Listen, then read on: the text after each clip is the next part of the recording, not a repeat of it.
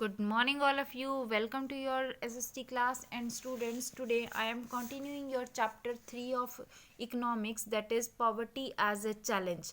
Under this chapter, now we are doing the topic that is causes of poverty. In this topic, we have to be learned that what are the various causes of poverty in our country, and we also learn that how we can able to remove the poverty at some extent.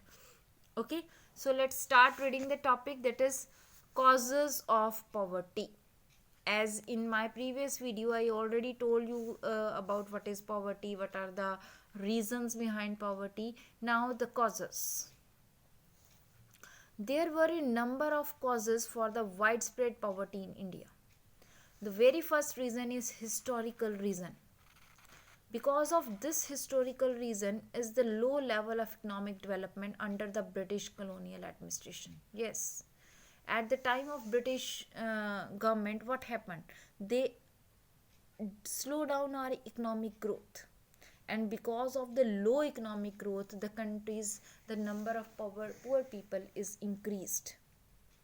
The policies of the colonial government ruined traditional handicrafts and discouraged development of industries like textiles. The low rate of growth persisted until the 1980s.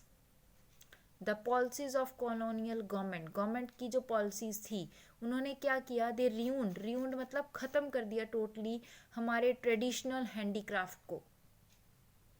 जो हमारा handicraft था, हाथ से जो हम अपना सामान बनाते थे, एंड डिस्करेज द डेवलपमेंट, और उसकी वजह से हमारी जो डेवलपमेंट थी वो कम हो गई।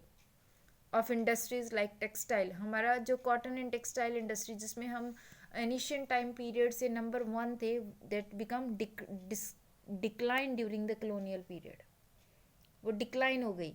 And the low rate of growth rate, और because of low rate of growth rate the 1980s में क्या हुआ? Less job opportunities and less growth rate of income, and because of this the number of poverty is increased, और इसकी वजह से हमारी जो पॉवर्टी थी वो इंक्रीज हो गई। This was a combined by a high growth rate of population.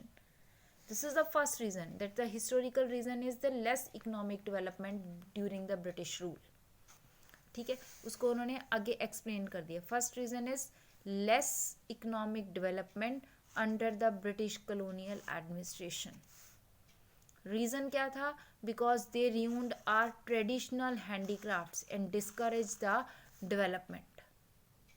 But second reason is high growth rate of pollution. This is the second cause of poverty, that pollution, the population is growing at a very fast rate, but we are not able to grow employment opportunities at this rate.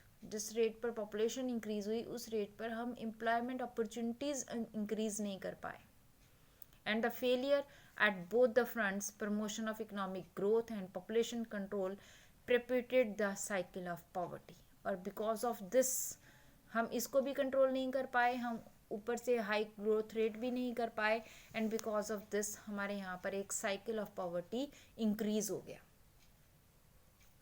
Here is the two main causes of poverty, but we can mention any other causes of poverty also, like illiteracy is the major cause of poverty in our country, and many other causes like unemployment जो हमने पहले भी read किया है, that is also a cause of poverty। तो बेटा इस question के आंसर के लिए आप अपने दिमाग से, अपनी अंडरस्टैंडिंग से भी आंसर लिख सकते हो। Here the simple question arises that what are the causes of poverty in our country?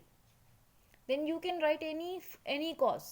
आप कोई भी cause लिख सकते हो that you may describe, जो आप describe कर सकते हो, जो आपको अच्छा लगता है according to you, which that one is the important cause. But keep in mind that the causes should be correct. Causes correct होने चाहिए।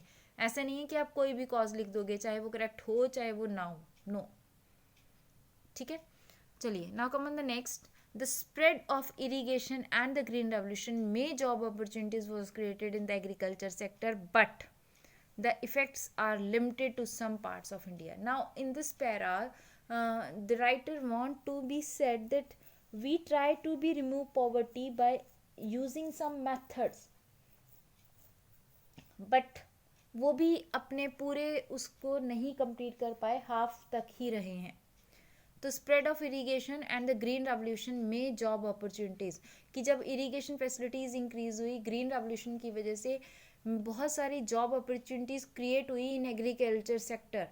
हाउ? ग्रीन रेवोल्यूशन की वजह से लोगों ने फर्टिलाइजर्स, केमिकल्स को यूज़ करना स्टार्ट कर दिया, तो इंडस्ट्रीज़ इंक्रीज हुई, थ्रेशर्स, हार्वेस्टर्स, ट्रैक्टर्स, कंबाइनर्स आए तो भी इंडस्ट्रीज़ इंक्रीज हुई, और इसकी वजह से बहुत सारी एम्प्लॉयमेंट अपॉर्चुनिटीज़ इंक्रीज हुई. But still the effect is limited in the some part of the country. But जो ग्रीन रेवोल्यूशन के इफेक्ट थे वो भी लिमिटेड ही रहे कुछ पार्ट तक. The industries both in public and the private sector didn't provide some jobs. अभी भी बहुत सारी पब्लिक और प्राइवेट सेक्टर्स हैं जो जॉब अपॉर्चुनिटीज़ नहीं दे पा रहे हैं. But these are not enough to absorb the job seekers unable to find the proper jobs in cities. Many people start working as a rickshaw pullers, vendors, construction workers, domestic servants, etc. वो कहते हैं जब हम लोग अपने लिए employment नहीं ढूंढ पाते, then they start doing these type of work with irregular small income, जिसमें small income होती है बहुत ज़्यादा, and this afford expensive housing, और वहाँ पर वो महंगे घरों में नहीं रह सकते, अपने लिए प्रॉपर लिविंग कंडीशंस अरेंज नहीं कर पाते, and they are force to live in the slum areas at the outskirts of the cities, and they have to be face poverty. Okay, largely a rural phenomena also become the feature of the urban sector. ठीक है, तो यहाँ से हमारे पास क्या आ रहा है कि कॉजेज ऑफ पॉवर्टी हमने रीड किए, और कुछ मेथड्स को यूज़ करके हमने पॉवर्टी को रिमूव करने की भी कोशिश की है. But still we are facing this problem. But फिर भी हम रूरल और अर्बन दोनों एरियाज़ में अभी भी पॉवर्टी की जो प्रॉब्लम है उसको फेस कर रहे हैं. In some areas it is at a large extent, in some areas it is at a lower extent, कि कुछ में तो बहुत ज़्यादा है पॉवर्टी की प्रॉब्लम और कुछ स्टेट्स में कम है. Now the another feature of high poverty rate has been huge income inequalities. Yes, this is also one of the main cause. Huge income inequalities. एक घर में अगर 5 लोग हैं तो 5 में से एक तो 1 लाख रुपीज़ पर मंथ कमा रहा है, और उन्हीं में से एक ऐसा भी है जो ओनली 5,000 रुपीज़ पर मंथ कमा रहा है. तो वो ह्यूज इनकम डिस्पैरिटीज़ है. तो 1 लाख वाला नेचुरली रिच होगा, और जो 5,000 पर मंथ कमा रहा है वो नेचुरली पुअर होगा. तो high inequalities are here. One of the major reason for this is the unequal distribution of the land and other resources. Despite many policies, we have not been able to tackle the issue in a meaningful manner. बहुत सारी policies बनाई गई, land reforms किए गए, land को दोबारा से redistributed किया गया in the rural areas, but still we are facing this problem of poverty. Since lack of land resources has been one of the major cause of poverty in India, proper implementation of policy could have improved the life of the millions of rural people. वो कहता है यहाँ पर अगर हम policies को सही ढंग से इम्प्लीमेंट करें तो मे बी हम बहुत सारे रूरल पीपल्स की लाइफ में से पॉवर्टी को रिमूव करने में सक्सेसफुल हो सकते हैं. ठीक है, चलिए अब यहाँ पर हम पढ़ेंगे that is anti poverty measures. Under this topic, we have to be learn about some various methods or schemes. Those are started by our government to remove poverty. And the major aim of this scheme is to remove or lessen the poverty from the country. So, anti-poverty measures. Under this anti-poverty measures,